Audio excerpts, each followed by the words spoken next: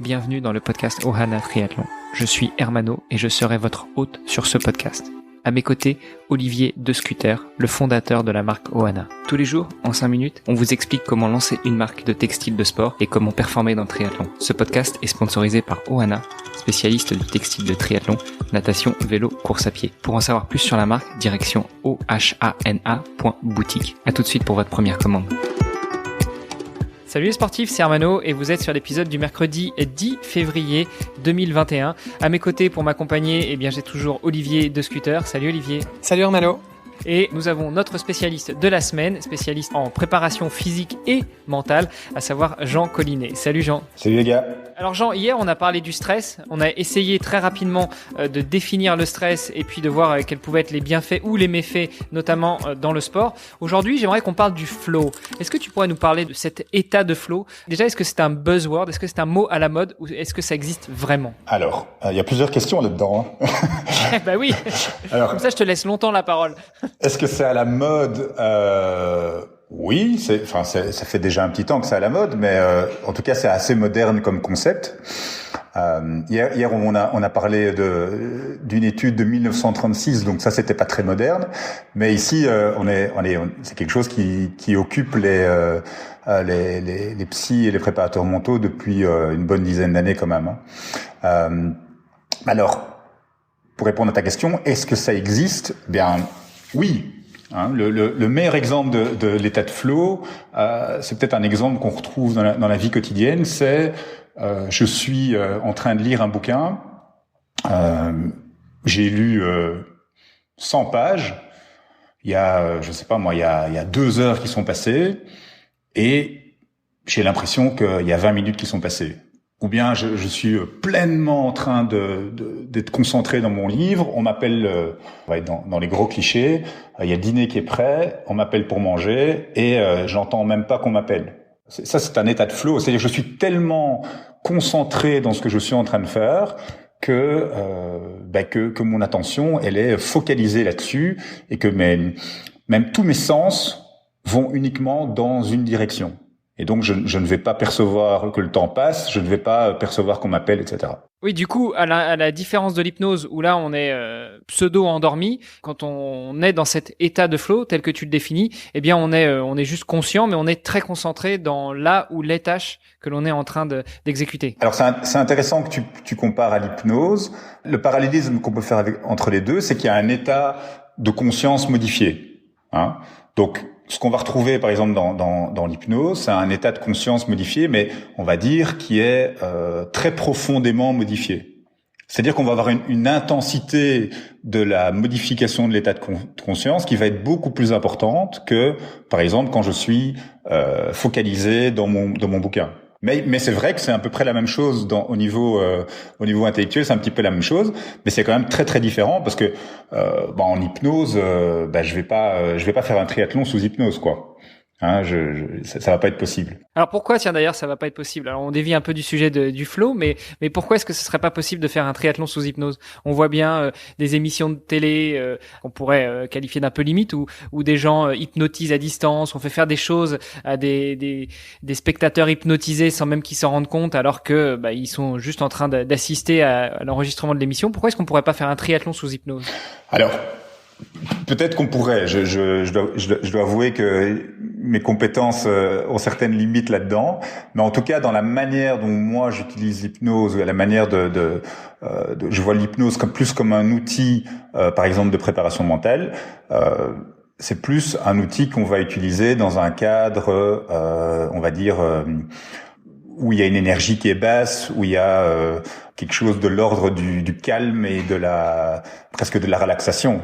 Alors que un effort physique intense, même si c'est pendant des heures, c'est quand même pas la même chose. Dans l'épisode d'hier, Olivier t'a posé une question justement sur la gestion de son stress par rapport à la course d'ultracyclisme qu'il a prévue pour le mois de mai. Il y a quelques années, je me suis aligné sur le départ du marathon Nice-Cannes et puis j'avais un copain qui était avec moi, un vrai métronome. Le gars, on lui dit tu cours à 5 minutes au kilo, donc à 12 km/h et il se cale et il y va. Et donc il me servait un peu de lièvre parce que lui, il était juste en préparation, en entraînement, puis il voulait courir la course avec moi.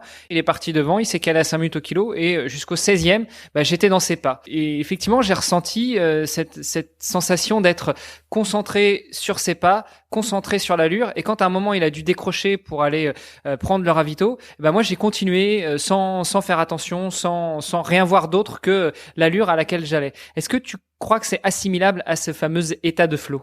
J'en suis persuadé. Y a quelque chose qui me fait penser directement à ça. C'est la notion de feedback. Qu'est-ce qui fait qu'on va rentrer dans le flow? Il y a différents critères, mais un des critères principaux, c'est le feedback. C'est-à-dire que je vais recevoir certains feedbacks qui me guident vers une certaine action. Et ici, le feedback que tu as eu, c'était le rythme des pas de ton pote, peut-être ça peut être son rythme au niveau de ses bras. Enfin, ça peut tout des éléments de rythme de l'autre que tu as intégrés. Comme si on te disait tout le temps, pied droit devant, pied gauche, pied droit, pied gauche, pied droit, pied gauche. Comme s'il y avait quelqu'un à l'extérieur qui venait te donner un feedback constant sur ce que tu étais en train de faire et qui t'emmenait avec lui. Ok ? Et on va retrouver ça, par exemple, les sports où on a beaucoup de feedback, ça va être un match de volley, par exemple. J'ai envie de dire un match de volley féminin par exemple, ça tape dans les mains tout le temps, ça chante, ça crie, il y a une espèce d'énergie comme ça qui accompagne les joueurs ou les joueuses. Ce qui fait que je vais rentrer dans le flow, il y a trois choses principales. Il y a la première chose, c'est est-ce que l'objectif est intégré? Donc par exemple, si pour toi faire 5 minutes au kilomètre c'était quelque chose qui était complètement impossible, eh bien t'aurais essayé, mais t'aurais vite fait de sortir de ton état de flow parce que t'aurais eu, je sais pas moi, ton mollet explosé ou t'aurais pas pu suivre au niveau respiratoire, peu importe. Ok, tu t'aurais pas su rentrer dans l'état de flow. Donc il y a le fait que ces 5 minutes au kilomètre, ça te correspondait à toi et tu en étais persuadé. Ça c'est la première chose. La deuxième chose, c'est l'action. Okay ? Quelles sont les actions qui vont m'amener dans l'état de flow? Et hier, on parlait des actions par rapport au stress. Ici, on parle des actions par rapport au flow, donc par rapport à la concentration. Et on se rend compte que dans le sport, l'action est vraiment centrale, en fait. Et quelle signification je donne à l'action? Et ici, l'action, ça peut être simplement de pousser sur le sol d'une certaine manière, au même rythme que l'autre. Et alors, la troisième chose, c'est ce dont je parlais avant, c'est le feedback. Ok. Et donc, c'est comment est-ce que je me donne du feedback, parce que on n'a pas tous la chance d'avoir un pote qui nous donne le rythme devant à chaque course. C'est utile, hein, t'en as fait l'expérience, mais parfois on est tout seul. Olivier, pendant ses 1000 kilomètres, il va se dire j'aimerais bien avoir quelqu'un devant moi qui me donne le rythme. Eh bien, ce sera pas toujours possible. Et donc, il va devoir se donner du feedback à lui-même. Il va devoir trouver des éléments pour se dire, je suis dans le bon rythme. Enfin, il y aura son compteur, etc. Hein, mais quelque part, il va falloir qu'il se récompense, qu'il se dise, c'est bon, Olivier, t'es dans la bonne direction, continue comme ça. T'as choisi d'être là. Enfin, c'est pour ça que t'es ici. C'est pour vivre ce moment-là que t'es ici, etc. Donc, c'est comment est-ce que je m'alimente moi-même, en fait. Et ça, c'est la clé de beaucoup de sportifs qui n'ont pas la chance d'avoir leur coach ou leur pote qui les aide, quoi. Moi, il y a quelque chose que je fais souvent quand j'ai des distances peut-être un petit peu longues ou des épreuves un peu éprouvantes, on va dire, que ce soit à vélo ou en course à pied, ou même en natation d'ailleurs. Je découpe en fait la distance ou en tout cas la durée en fractions. Donc typiquement, je vais me dire là j'ai fait 1/8 de ma course. Donc du coup, j'ai plus qu'à faire encore une fois ça et je serai à 1/4. Et puis et donc ça me permet à chaque fois de me fixer des micro-objectifs, on va dire au sein même de l'épreuve. Est-ce que ça finalement c'est lié un petit peu au côté feedback dont tu parles? C'est tout à fait ça. Hein. C'est développer un langage interne, une manière propre d'aborder ce que j'ai devant moi. Et on a tous des repères. Et bon, c'est un exemple assez commun. Et en fait, ce mécanisme va faire, c'est que ça va t'aider à développer un sentiment de compétence. Donc tu vas te sentir compétent d'avoir déjà fait un huitième. Et parce que j'ai fait un huitième, je peux faire 2 huitièmes, 3 huitièmes, 4 huitièmes, et ainsi de suite. Un exercice tout à fait pris par hasard. On écrit un livre. Eh bien, je vais faire 5 pages. Je vais me dire, ah ouais, 5 pages, ça a été, quoi. Et en plus, elles ont l'air intéressantes. Donc, si je sais en faire 5, je sais en faire 10, je sais en faire 15. Les feedbacks sont nécessaires pour alimenter ce sentiment de compétence, parce que on a un peu abordé le flow par une approche directement très concrète, mais la théorie de base du flow, c'est que je vais être dans le flow à partir du moment où il y a une cohérence, une congruence entre le challenge qui est devant moi et mon sentiment de compétence. Donc si j'ai un challenge qui est vraiment très très élevé, genre par exemple, il y a des gens qui font 1000 km à vélo, 1000 km à vélo, et que moi je suis un cycliste du dimanche où je fais 30, 40 quand j'ai le temps, je vais jamais être dans le flow.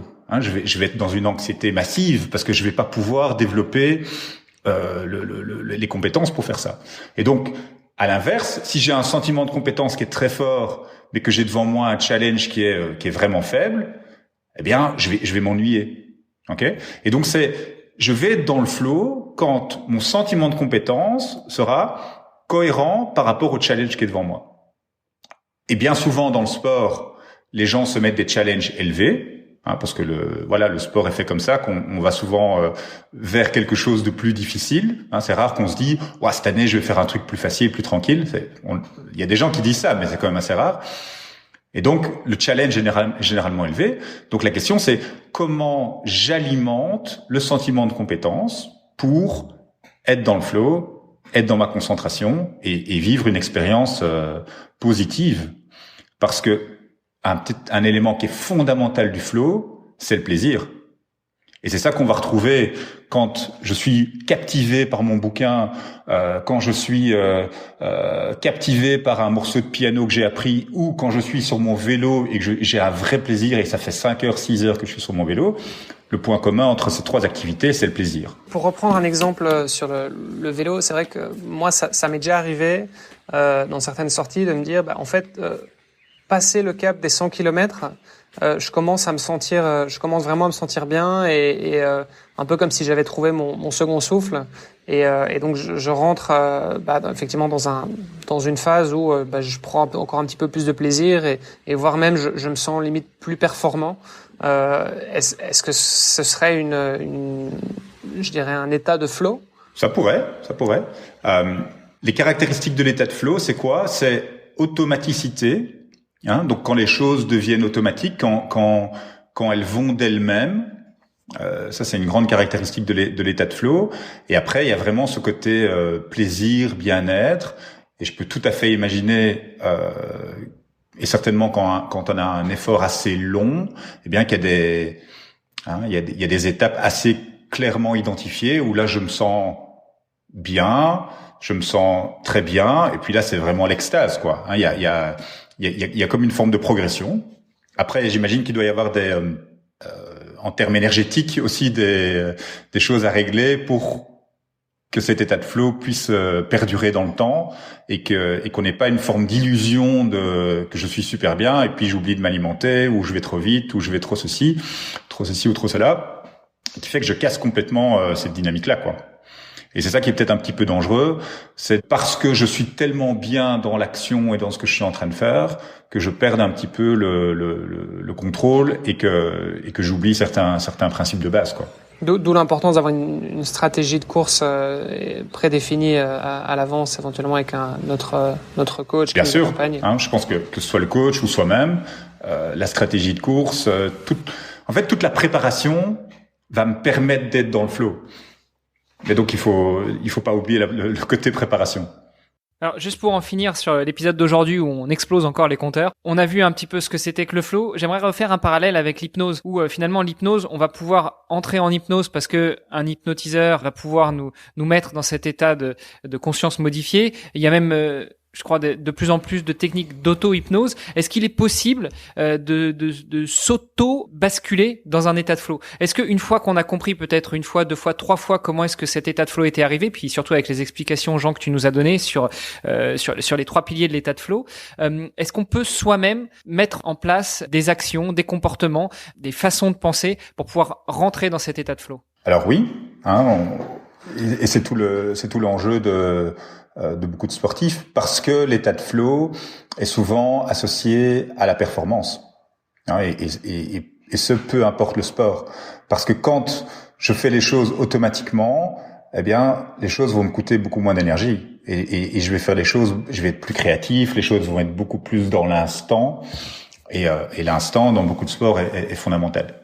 Et donc il y a des bonnes pratiques qui vont fonctionner avec la majeure partie des gens. Ça va être dans la stabilité d'un échauffement, dans la préparation d'un parcours, la visualisation d'un parcours, je sais pas moi, par exemple en triathlon, la visualisation des transitions.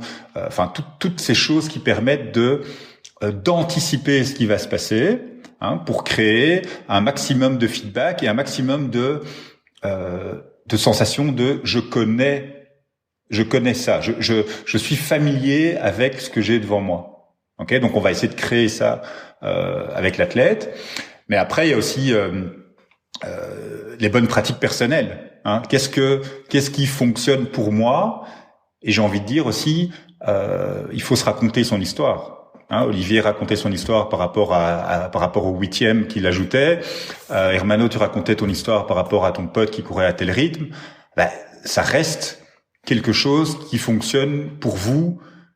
Et ce qui est intéressant, c'est comment est-ce que moi, en tant qu'athlète, je reconnais ce qui fonctionne pour moi, et puis comment est-ce que je vais le rendre stable. Donc comment est-ce que je vais arriver à le dupliquer, comment est-ce que je vais trouver un autre pote à une autre course qui court un peu plus vite, même si c'est pas vraiment mon pote, je vais quand même le suivre. Comment est-ce que je vais construire ça, mais c'est plus des 8e, c'est des 16e, parce qu'avec un 8e ça fait vraiment trop de kilomètres, etc. Donc il y a tout ce travail de comment je construis mes propres croyances et surtout comment je me raconte ma propre histoire, qui va être fondamentale. Merci beaucoup Jean pour toutes ces précisions sur l'état de flow. Tout à l'heure tu nous as parlé justement de mettre en place des automatismes, des routines. Eh bien c'est ce que je propose d'aborder dans l'épisode de demain. Donc messieurs, je vous souhaite encore une bonne journée et puis je vous dis à demain pour un nouvel épisode. À demain. Parfait, à demain. Ce podcast est sponsorisé par Ohana. Pour en savoir plus sur les textiles et les valeurs de la marque, rendez-vous sur ohana.boutique. ohana.boutique. À tout de suite pour votre première commande.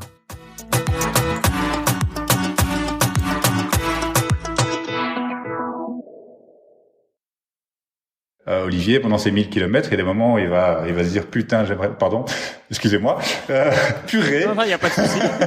Non, on va recommencer ça. Olivier, pendant ces 1000 kilomètres, il va se dire j'aimerais bien avoir. Puis j'ai Google qui se met à parler. Attends, 2 secondes. Ok Google, stop. On est 4. Je sais pas pourquoi mon Google s'est mis à parler. C'est le flow, je crois.